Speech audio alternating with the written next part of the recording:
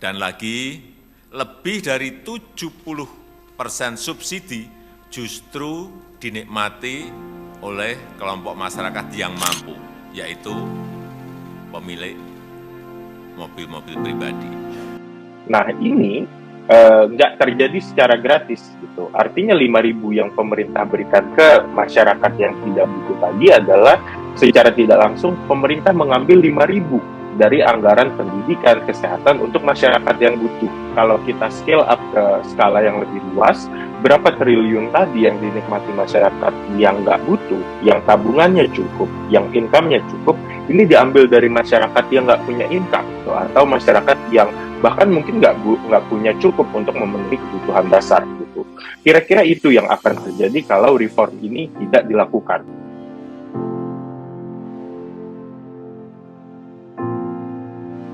Persoalan kebijakan subsidi energi ini kan selama ini ya dari tahun ke tahun selalu menjadi persoalan akut.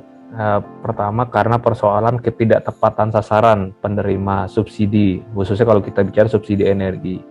Dari survei, dari data BPS, itu sudah sangat valid menunjukkan memang penikmat terbesar subsidi energi, baik LPG maupun BBM ini kan kelompok masyarakat mampu. Ya. Kalau harga BBM bersubsidi, tentu kan kita pahami pasti kita jauh lebih murah, karena anggaran subsidi energi kita jor-joran. Kenapa jor-joran? Karena memang mekanisme subsidinya dilakukan secara terbuka.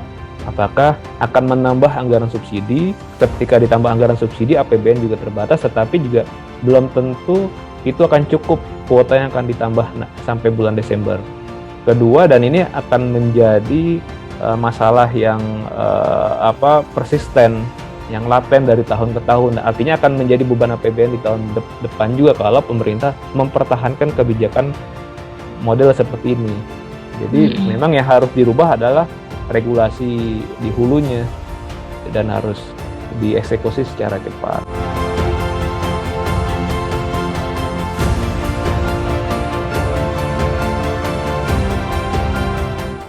Dulu kita tahu pendataan kita nggak sebaik sekarang. Kita mungkin belum tahu dulu siapa masyarakat yang betul-betul miskin, siapa masyarakat rentan, siapa yang masyarakat butuh subsidi gitu.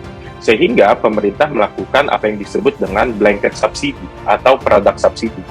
Produknya aja yang kemudian disubsidi oleh pemerintah gitu, karena kita juga nggak punya database yang cukup kuat untuk mendata siapa yang miskin, siapa yang rentan di waktu kebijakan itu muncul zaman dulu.